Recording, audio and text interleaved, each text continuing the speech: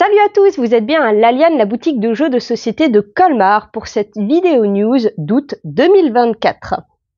Alors, avant de parler de nos coups de cœur du moment, on va faire un petit focus sur les résultats des Spiel des Jahres, donc le prix le plus prestigieux pour un jeu de société, c'est donc un prix allemand. Étaient nommés dans la catégorie Spiel, donc jeu famille, 3 excellents jeux. Je pense que le choix a dû être super dur pour le jury. On avait Sur les traces de Darwin, Captain Flip et c'est l'excellent Sky Team qui l'a obtenu. Je suis très contente qu'il l'ait obtenu. Il est un petit peu plus joueur, un petit peu plus initié que les deux autres qui sont plus familiaux.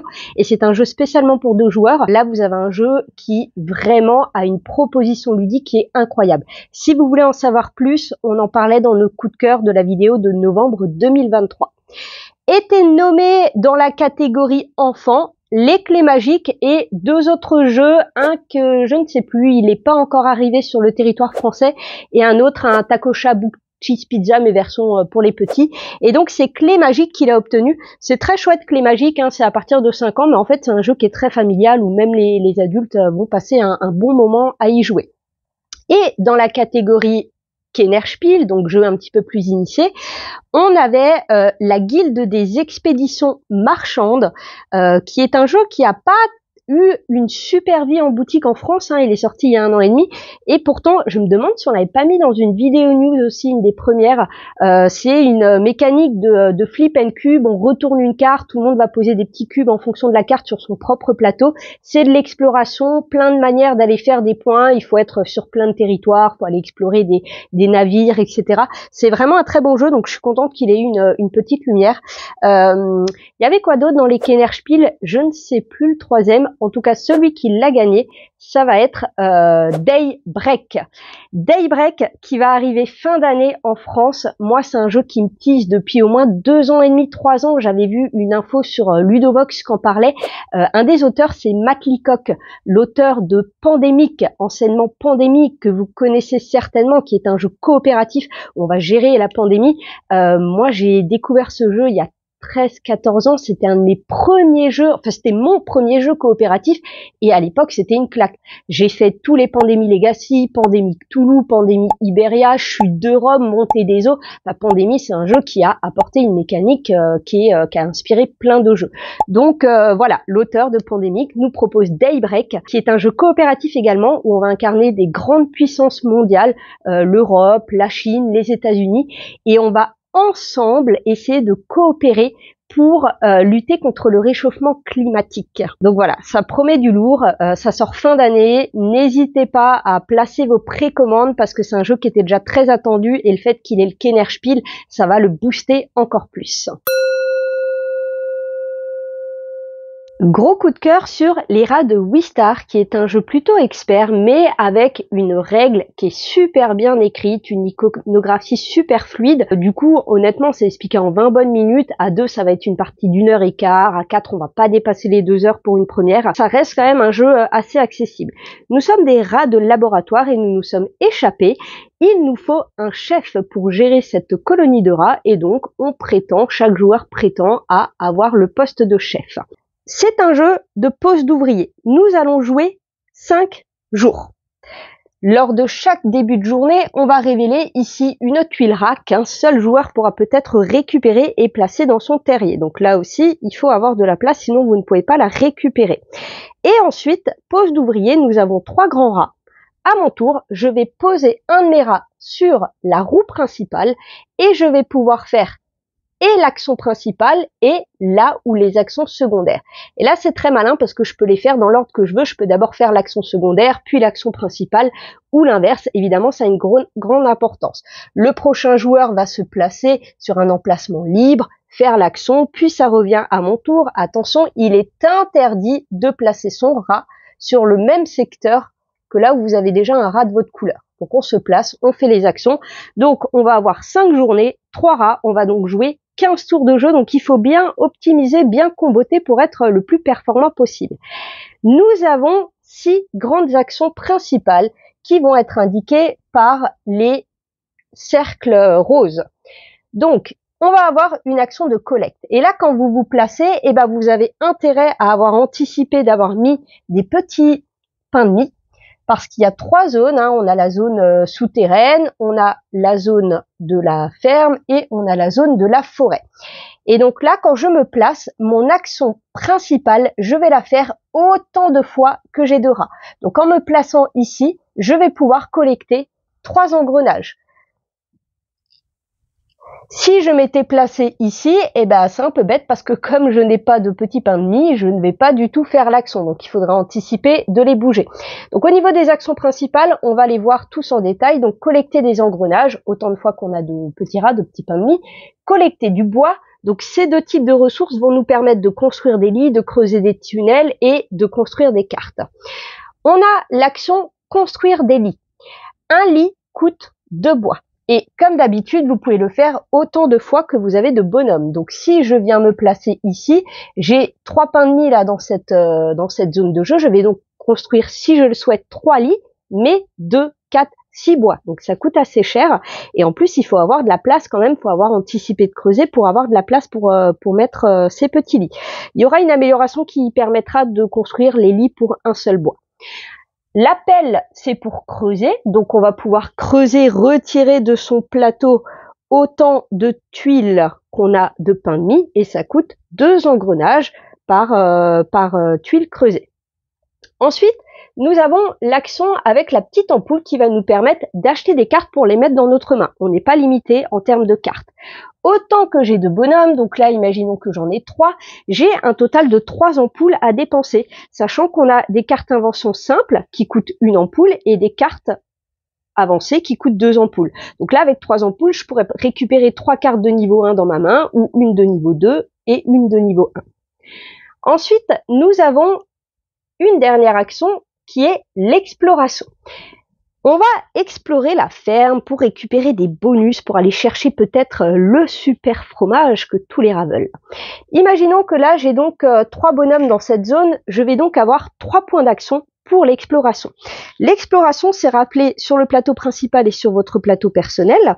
Chaque point d'exploration peut vous permettre soit d'ouvrir une porte, soit de faire un déplacement, soit de retourner une carte mission, soit de récupérer une tuile rat qui vous fera des bonus immédiats, permanents, mais qui vous prendront une place dans votre plateau personnel.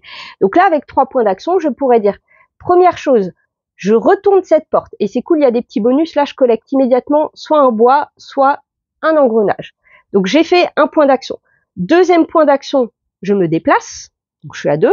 Je pourrais pour mon 3e point d'action ouvrir cette porte, mais je vais plutôt révéler la carte mission. Et les cartes missions, n'importe qui peut résoudre les effets. Ce sera une des actions secondaires qu'on va voir après. Ça va faire potentiellement des points de victoire, mais c'est surtout ce qui va vous permettre de placer les petits cubes de votre plateau et donc de débloquer des améliorations. Donc là, on a vu les 6 actions principales. Maintenant, au niveau des actions secondaires, eh bien, vous avez des collectes de ressources. C'est très simple. Il y a un engrenage, je récupère un engrenage. Ce petit symbole-là avec la carte et une petite flèche vers le bas, c'est jouer une carte de sa main en payant le coût en ressources. Donc ça peut être des engrenages, du bois, il peut y avoir des conditions de posséder déjà certains symboles devant vous. Les cartes rapportent des points de victoire en haut à droite. En bas à gauche, elles rapportent des petites icônes qui peuvent être nécessaires pour jouer d'autres cartes ou pour réaliser des objectifs dont on va parler. Elles ont des pouvoirs éclairs, pouvoir immédiat. Au moment où je joue la carte, je fais le pouvoir. Le symbole infini, à chaque fois que je fais telle et telle chose, j'ai des coups de réduction par exemple. Quand il y a marqué une fois, à chaque manche, je peux activer cette carte une fois, je mets un petit jeton dessus pour dire que c'est fait. Et vous avez un petit symbole aussi, c'est des points de victoire éventuels en fin de partie. Donc voilà à quoi servent les cartes, c'est important d'en avoir. On a ce symbole là avec les petits pains de mie où il y a marqué 2 ou 1, et ben c'est hyper important parce que c'est ce qui va nous permettre de déplacer nos bonhommes, parce que si je viens me placer à un endroit mais que j'ai pas de petits pains de mie dans l'endroit, mon action principale elle va être 2-0. Du coup là il y a marqué 2, ça veut dire que je peux déplacer, anticiper de déplacer 2 bonhommes, donc je peux les envoyer dans la même zone ou dans 2 zones différentes. De toute façon, il n'y a que 3 zones, elles sont accessibles à droite, à gauche, vous faites comme vous voulez. Et du coup, au moment où je me place ici, par exemple, je peux d'abord faire mon action secondaire qui me permet de déplacer 2 rats Et ensuite, maintenant, je fais l'action principale parce que je vais avoir autant de fois l'action que de rats que j'ai déplacé juste avant. On a le symbole carte mission poser un cube. Alors là, au niveau des cartes mission, déjà première chose, pour valider une carte mission, il faut avoir votre rat dans la pièce. Si je me suis barré ailleurs, je ne peux plus faire cette action. Sauf si il y a des actions gratuites, on va y venir après. En action gratuite, je pourrais mettre une petite tente. Une fois que c'est posé, c'est posé. Mais même si je ne suis plus sur l'emplacement, je peux faire la mission de là où j'ai placé ma tente. Les missions vous demandent d'avoir certains symboles devant vous. Certaines missions, il y en a généralement 3 sur une carte. Parfois, tu peux pas faire la mission 2 et 3 avant d'avoir fait la première mission. Et donc, n'importe quel joueur, plusieurs joueurs, peuvent faire les différentes missions, mais on n'a qu'un seul cube à poser. Donc, au moment où j'ai cette action, je vais choisir un de mes cubes de mon plateau personnel et je le place. Et j'ai tout de suite un petit bonus immédiat. Attention parce que quand vous améliorez les lits qui coûteront qu'un bois au lieu de 2 et le fait de creuser qui ne coûtera qu'un rouage au lieu de 2, eh bien, il faudra défausser une ressource, alors que les autres bonus sont gratuits. La ligne du haut, les bonus ne peuvent être posés que sur les cartes du dessus, alors que les bonus du bas qui vont être un petit peu plus puissants ne peuvent être posés que sur les cartes de la cave, et donc c'est beaucoup plus long d'y aller, il y a beaucoup plus d'exploration et de portes à ouvrir, donc c'est plutôt en milieu fin de partie. Qu'est-ce qu'on n'a pas vu comme action? On n'a pas vu la petite fiole. La petite fiole, c'est récapitulé ici. Tu as le droit de faire une action au choix parmi réaliser une carte mission, ou jouer une carte de ta main, ou récupérer une ressource. Là, on récupère un petit jeton de joker, qui est pas mal, les petits jetons de joker, parce que vous avez des missions à faire. Si vous n'avez pas le symbole, vous pouvez dépenser votre joker pour dire « j'ai le symbole ». On peut également venir se placer ici. Alors, ça sert à quoi? Eh bien là, on a l'ordre du tour de jeu. Et comme c'est un jeu de poste d'ouvrier, c'est quand même plus sympa d'être premier à jouer et d'avoir tous les emplacements disponibles que quand vous jouez à 4, d'être quatrième à jouer, ben vous n'allez pas forcément avoir les emplacements souhaités. Du coup, le fait de se placer là, le premier joueur qui se placera là deviendra premier joueur du tour suivant. Et en plus, il va avoir le droit à une action potion et à récupérer ce petit jeton qui vous permettra gratuitement de déplacer vos rats en le dépensant. Donc là, on a vu les actions principales, on a vu les actions secondaires, et sur cette petite aide, vous avez plein d'actions gratuites que vous pouvez faire quand vous voulez pendant votre tour de jeu. On peut dépenser 3 ressources au choix, donc carte, bois, rouage, pour récupérer un jeton de joker. On peut dépenser 4 ressources au choix pour récupérer le jeton prise électrique, parce que des fois, pour jouer certaines cartes, la condition, ce sera de posséder ce jeton devant soi. On peut jouer ces petites tuiles, donc qui nous permettent, si par exemple à mon tour j'en ai 2, je pourrais dire je dépense les 2 et ces 2-là, je les emmène là. C'est une autre manière de déplacer les rats puisque ces petits rats sont hyper importants à déplacer si vous voulez optimiser vos actions principales. On peut activer une carte qui s'active une fois par manche.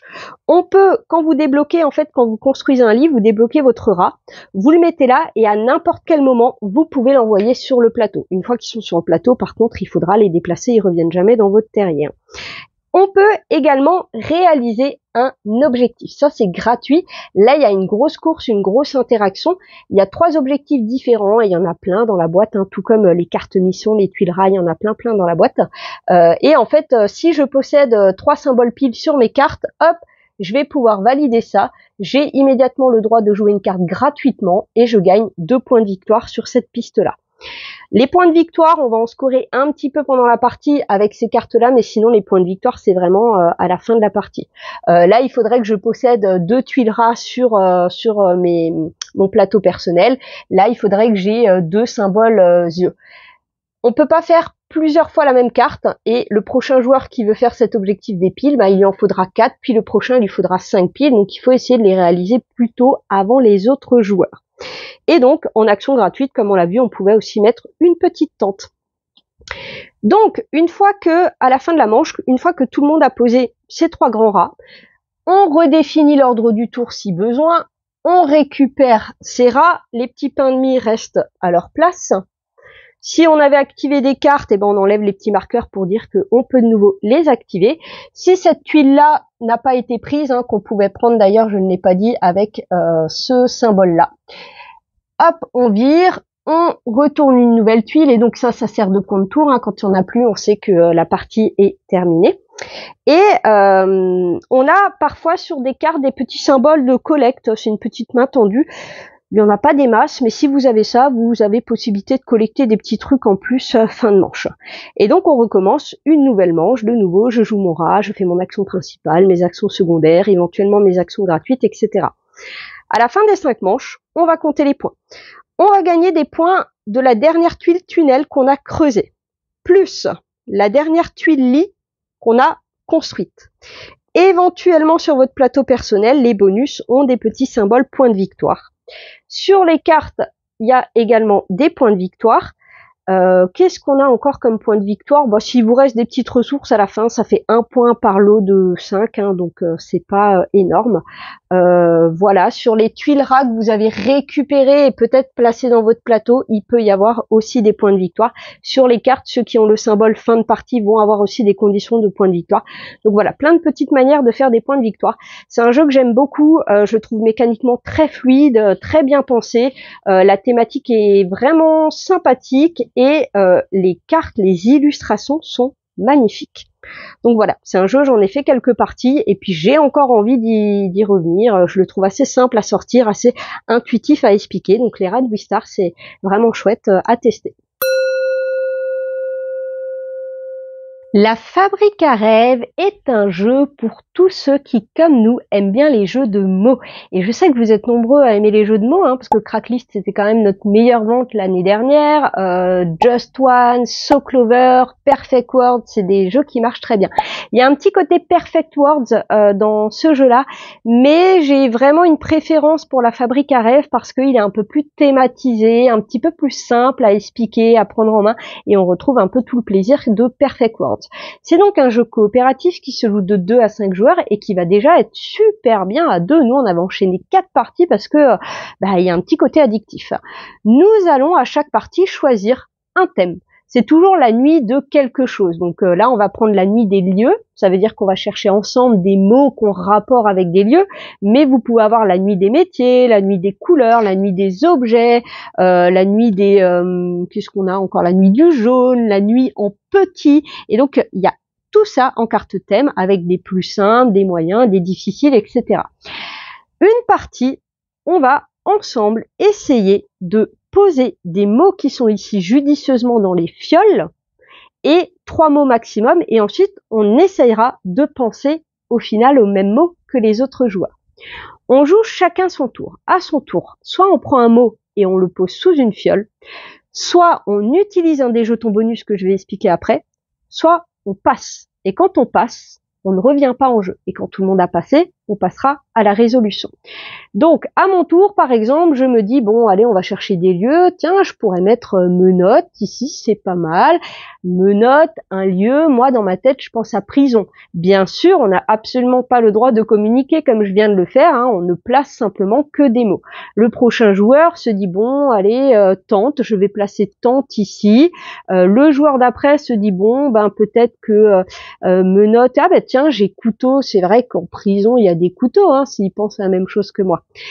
Squelette, allez, tiens, squelette, je vais démarrer un truc. Hein. Des fois, on n'a pas tout de suite toute une idée, hein, mais il faut placer un mot. Donc, on va placer un mot et on se dit, plus tard, en fonction de ce qui arrive, on va essayer de recentrer un petit peu.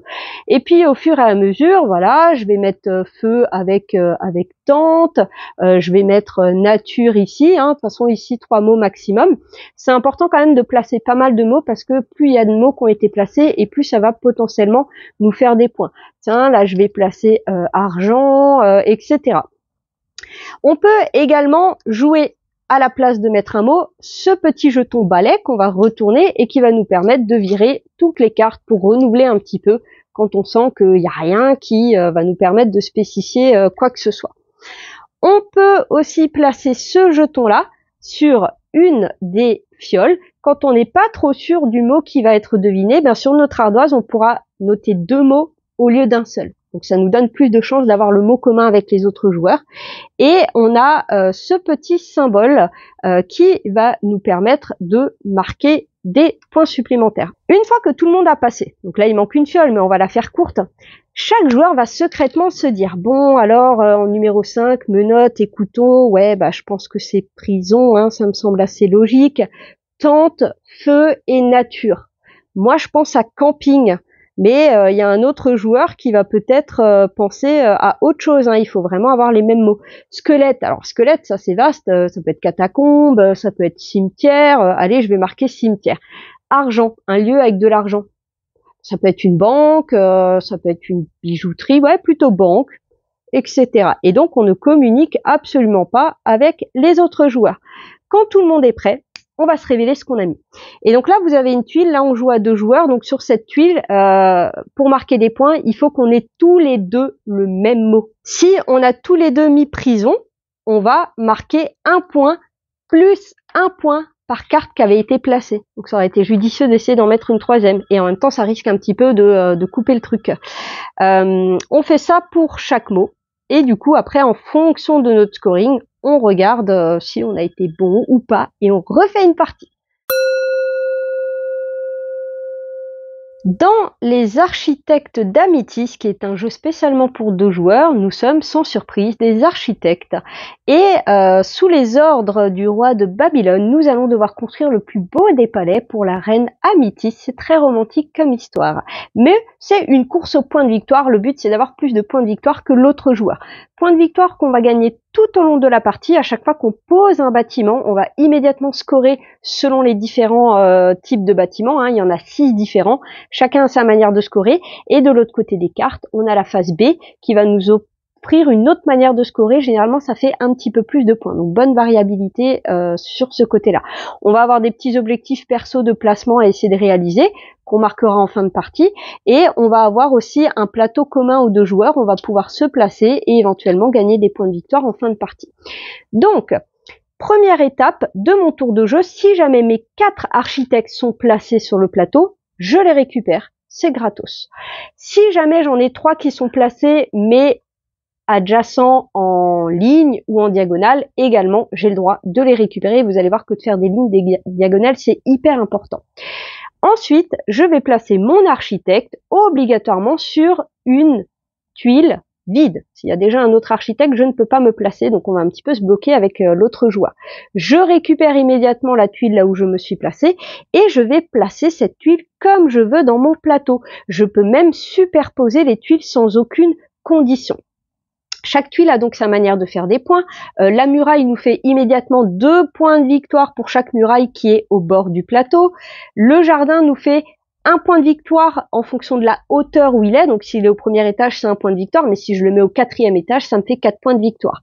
La résidence nous fait 1 point de victoire pour chaque bâtiment différent sur mon plateau au moment où je la pose. Ceux qui seraient recouverts, évidemment, ne comptent pas. Le théâtre nous fait 1 point de victoire par ouvrier qui est placé au moment où je le récupère. Donc ça, c'est bien de le construire quand il y a déjà plein d'architectes placés, pas quand on vient de les récupérer. Le palais nous fait 1 point de victoire par palais et je peux récupérer une de ces petites cartes objectifs, une visible ou une cachée. Et enfin, le marché nous fait 2 points de victoire pour chaque tuile de la même couleur que le marché. Donc ça, c'est les bâtiments A, les bâtiments de base. L'autre joueur, par exemple, se place ici, récupère un marché, le place comme il le souhaite, gagne ses points de victoire, etc. Si je réussis à faire un alignement, donc vertical, horizontal ou diagonal, évidemment, ça va pas être si facile, hein, parce que si je suis comme ça, l'autre joueur, il va peut-être exprès se placer là pour pas que je fasse mon alignement, parce que dès qu'on réussit à faire un alignement, en plus de récupérer le bâtiment, de scorer, on va immédiatement pouvoir placer un de ces petits jetons sur le plateau des objectifs de fin de partie, sachant qu'il n'y a qu'une place, donc si moi je me suis mis là, le joueur noir ne pourra plus se placer. Là, je me mets là parce que j'espère avoir des tuiles de 3 bâtiments, ni plus ni moins, et chaque pile me fera 4 points de victoire. Vous pouvez avoir 6 points de victoire pour chaque pile de 4 bâtiments, c'est pas évident à faire. 3 points de victoire pour chaque bâtiment unique, c'est pas évident non plus parce que on va forcément superposer un petit peu et donc comme ça vous avez plein de petits objectifs. On a aussi donc des objectifs personnels qui vont nous demander d'avoir certaines couleurs de bâtiments sur son plateau et dans une certaine disposition. Donc là, il me faut 3 bâtiments roses dans n'importe quel sens. On peut tourner la carte. Pareil pour celle-ci, je peux faire ça, je peux faire ça. Donc l'idée, c'est que quand vous avez plusieurs cartes qui ont des mêmes couleurs, ça va être d'essayer un petit peu de les comboter. Quand vous placez un bâtiment, si vous réalisez une forme ou plusieurs cartes, vous validez ces cartes et on les scorera en fin de partie. La fin de partie, c'est très simplement quand 2 piles de tuiles de bâtiments sont vides. On termine le tour en cours par rapport au premier joueur, évidemment, et donc au score qu'on a gagné tout au long de la partie avec les tuiles bâtiments, on va rajouter les objectifs qu'on aurait validés, plus ces objectifs sur le plateau. Celui qui a le plus de points de victoire a gagné. C'est très accessible, c'est expliqué en 10 minutes, mais ce genre de jeu, on a bien envie d'enchaîner les parties, de tester les phases B. C'est un excellent jeu de joueurs. Alors, je vais enlever mes lunettes parce que j'en ai un peu marre du reflet. C'est chelou. Je vois de près, donc c'est bon. Flowers est un petit jeu de cartes minimaliste, mais que j'aime tellement, tellement, tellement. Il est sorti en mai, on vous en avait pas parlé parce qu'il est sorti le week-end de la fête des mères et que tout est parti, c'était le cadeau parfait pour maman. C'est un excellent jeu familial. Le but, c'est de faire des points. Alors, à son tour, on va récupérer soit une des 2 cartes qui est visible, soit celle qui est face cachée. Je récupère cette carte, je la place devant moi. Chaque joueur va créer sa propre zone de jeu, son propre parterre de fleurs. Et je récupère, je retourne ça. Le prochain joueur va récupérer une carte, ça revient à moi. Je me dis que je vais récupérer ça. On la met adjacente à une autre carte, peu importe laquelle. Donc au fur et à mesure, tac, tac, tac, ça va partir un petit peu dans tous les sens. Il y a 4 couleurs de cartes différentes. Je vous déconseille de grignoter les 4 couleurs. Vaut mieux essayer d'être très fort sur 3 couleurs. Et les numéros vont de 1 à 4. Le principe du jeu, le numéro est important, mais la couleur est très importante aussi. Pourquoi le numéro est important? Eh bien parce que là, j'ai 2 numéros 3. C'est pas terrible parce qu'il faut que je me débrouille pour avoir un 3e numéro 3. Il faut que je fasse un groupe de 3 cartes avec un numéro 3.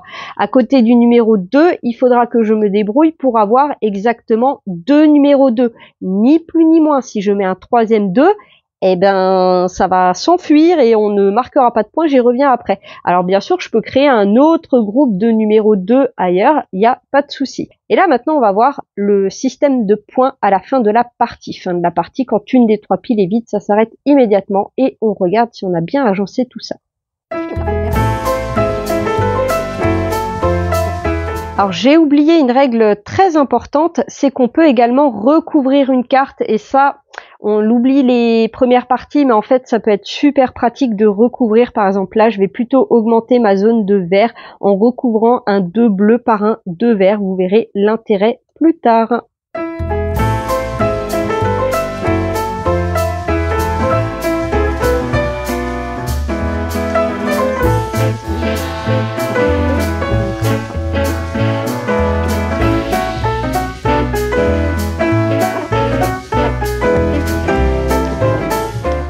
Donc imaginons fin de partie, une pile est vide. Première chose qu'on va regarder si on a bien respecté le groupement des mêmes numéros. Donc là j'ai bien 3 numéros 3, ni plus ni moins, tout va bien. 2 numéros 2, tout va bien. Là j'ai 2 numéros 4, il m'en manque 2. Et du coup, ceux-là, ils vont virer.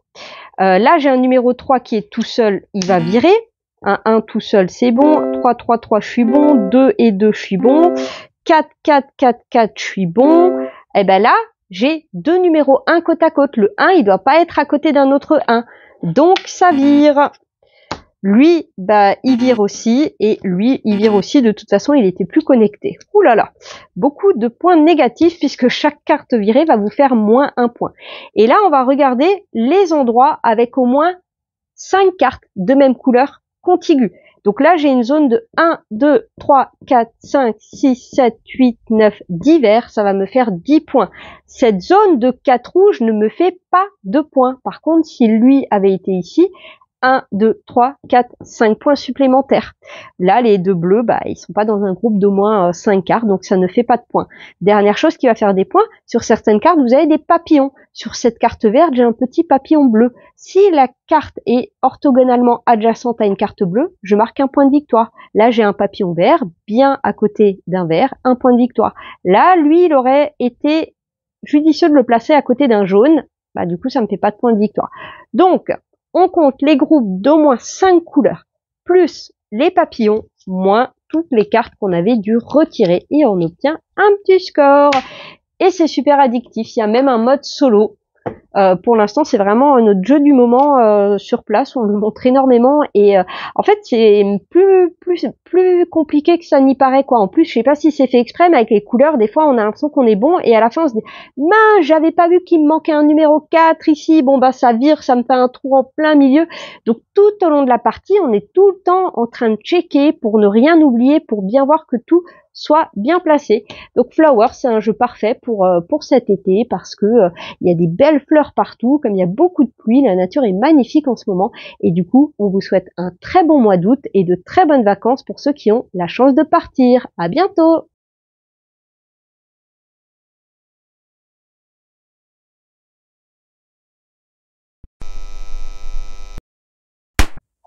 T'as un chewing-gum là?